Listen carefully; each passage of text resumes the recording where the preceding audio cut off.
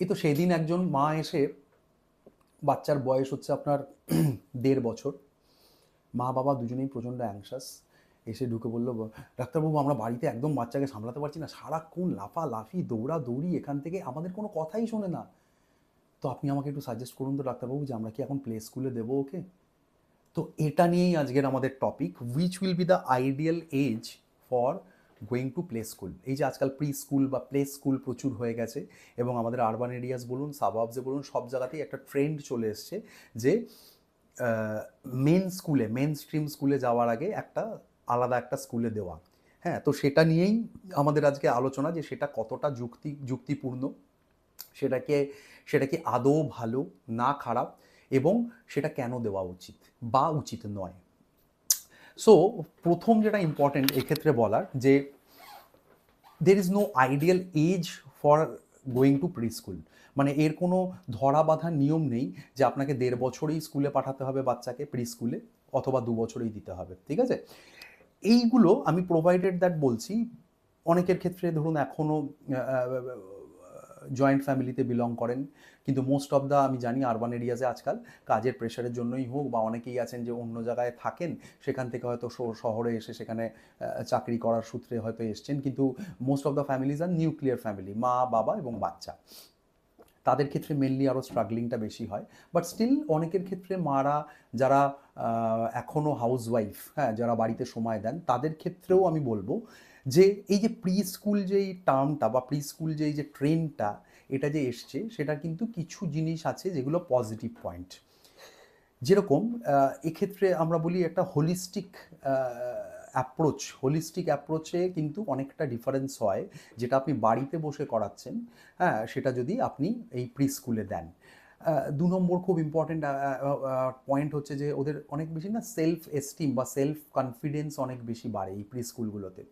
Next হচ্ছে একটা systematic বা ডিসিপ্লিন একটা ব্যাপার থাকে। দেখুন বাড়িতে, আমি জানি বাড়িতে মা বাবারা এর থেকে ভালো টিচার তো আর হতে পারে না কখনো, মা বাবার থেকে ভালো টিচার সারা পৃথিবীতে কেউ নেই, কিন্তু স্টিল আমরা যখন ধরুন এই যে আমরাও যখন পড়াশুনো করেছি, একটা সিস্টেমেটিক একটা ডিসিপ্লিনড ওয়েতে না গেলে কোনো দিনই সেই জায়গাটা আমরা যতটা এক্সপেক্ট করি একটা মা বাবা হিসেবে আমাদের বাচ্চারা এই জায়গাটা অ্যাচিভ করুক, সেই জায়গাটা কিন্তু অনেক সময় মিস হয়, inspite of having everything in a right way. IQ ভালো, বাচ্চা প্রচণ্ড ক্যাচিং পাওয়ার ভালো, বাচ্চা প্রচণ্ড ইন্টেলিজেন্ট, কিন্তু স্টিল না কোনো একটা জায়গা যেন মিস হয়, সেটা হয় মেনলি ডিসিপ্লিনের জন্য। সো এই প্রি স্কুলগুলো কী করে, এই ডিসিপ্লিন ব্যাপারটা খুব বেশি তৈরি হয় আস্তে আস্তে। হ্যাঁ, এই যে একটা টাইম মতো স্কুলে যাওয়া, সেখানে কিছু অ্যাক্টিভিটিস করা।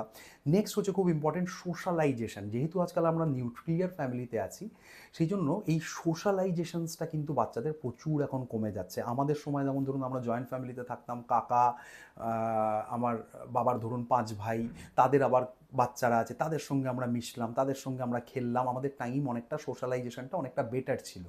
এখন যেহেতু সবাই এত বেশি বিজি, বাচ্চাকে আলাদা করে সময় দেওয়ার জন্য এই একজন 1-to-1 ভ্যারিয়েশন হয়। এই যে ধরুন শুধু মা বাড়িতে থাকলো, মায়ের সঙ্গেই সে কথা বলছে, মায়ের সঙ্গেই সে টাইম স্পেন্ড করছে, এবং মোস্ট অফ দ্য বাচ্চার ক্ষেত্রে, এদের ক্ষেত্রে দেখবেন বাইরে যখন বেরোচ্ছে অন্যদের সঙ্গে না সেই ইন্টারাকশনসটা অতটা ভালো তারা করতে পারছে না, তারা খুব শেকি হয়ে যাচ্ছে, তারা কোনো কেউ কথার উত্তর মানে প্রশ্ন করলে তার উত্তর দিচ্ছে না, অন্যদিকে তাকিয়ে থাকছে, অথচ মা বললে সেই কমান্ডটা ফলো করছে।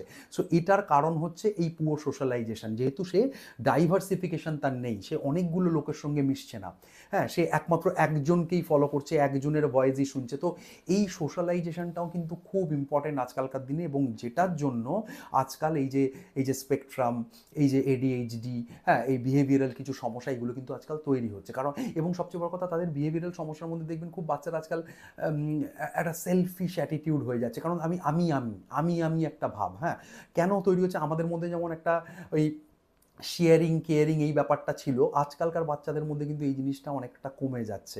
আমার জিনিস আমার কোথায়, এটা আমার এই ব্যাপারটা বলার প্রবণতা বেড়ে যাচ্ছে, এবং সেটা কিন্তু এই যদি প্রি স্কুল থাকে, প্রি স্কুল কিন্তু এই সোশ্যালাইজেশন, এই যে ডিভাইডিং, হ্যাঁ, ধরুন ওখানে আরও 5টা বাচ্চা আপনার বাচ্চার সঙ্গে থাকছে, সেখানে ধরুন কোনো একটা খেলা হচ্ছে, তোমরা ডিভাইড করে খেলো, কোনো একটা ধরুন স্পেশাল কোনো অকেশনস হচ্ছে, সেখানে কোনো একটা খাওয়া দাওয়ার অ্যারেঞ্জমেন্টস হচ্ছে, তো সেখানে সবাই মিলে ভাগ করে খাও। সো এই জিনিসগুলো কিন্তু বাড়িতে থাকলে একটু ডিফিকাল্ট, মানে 1-to-1 কিন্তু এই জিনিসগুলো মেনটেন করাটা ভীষণ ডিফিকাল্ট। যেটা কেন এই প্রয়োজনীয়তাটা বেড়েছে আবারও বলছি, দরকার হয় না, কিন্তু সেই ফ্যামিলি স্ট্রাকচারসগুলো এখন এমনভাবে অ্যাব্রাপ্টলি চেঞ্জ হয়ে গেছে 2025-এ, এই শতাব্দীতে। তো সেই জন্য না আমাদের সময়ের মতো ছোটোবেলা কিন্তু এখন আর বাচ্চারা পায় না। তো সেই জন্য এইটা খুব ইম্পর্টেন্ট। থার্ড পয়েন্ট যেটা হচ্ছে ওদের এই যে ধরুন মেন্টাল ডেভেলপমেন্ট, হ্যাঁ, বাচ্চাদের এখন খেলার জায়গা খুব কম। প্রি স্কুলগুলোতে কী হয়, একটা প্লেস থাকে যেখানে বাচ্চারা মিলে একসাথে দৌড়াদৌড়ি খেললো, হ্যাঁ, বা ধরুন একটা কোনো একটা স্পোর্টস হলো, স্পোর্টস কম্পিটিশনস হলো, আজকাল প্রি স্কুলটা স্পোর্টসও করে, হ্যাঁ। তো এইগুলোতেও কিন্তু প্রচুর একটা মেন্টাল ডেভেলপমেন্ট, যেটা আমরা আগেকালের দিনে মাঠে দৌড়াতাম, হ্যাঁ, 5 জন বাচ্চা মিলে, হ্যাঁ, সাইক্লিং করতাম, মাঠে ক্রিকেট খেলতাম, এইগুলো কিন্তু এখন বাচ্চারা পাচ্ছে না। ফ্ল্যাটে একটা ছোট্ট স্পেস, সেখানে সবার মধ্যেই একটা একটা গ্রুপ হয়ে যায়। মানে ধরুন আগে থেকেই আপনি ধরুন কোনো একটা জায়গায় নতুন শিফট করেছেন, সেখানে বাচ্চাদের একটা আলাদা গ্রুপ আছে, তারা আর ধরুন একে আবার একটু নেগলেক্ট করছে, হ্যাঁ, আপনার বাচ্চাকে কোনো কারণে, হ্যাঁ, এইগুলোর জন্য না অনেক রকম সমস্যা। কিন্তু প্রি স্কুলে যদি থাকে সেখানে সবাই একসাথে একটা শেয়ারিং কেয়ারিং, একসাথে স্পোর্টস খেলা, তো এই জিনিসগুলো কিন্তু ভীষণ ইম্পর্টেন্ট। তাহলে কী কী আমরা বললাম, একটা হচ্ছে এস্টিম ডেভেলপ করা, কনফিডেন্স ডেভেলপ করা, সোশ্যালাইজেশন, মেন্টাল ডেভেলপমেন্ট, এই পুরো জায়গাটা কিন্তু প্রি স্কুলে, এবং discipline, last but not the least discipline.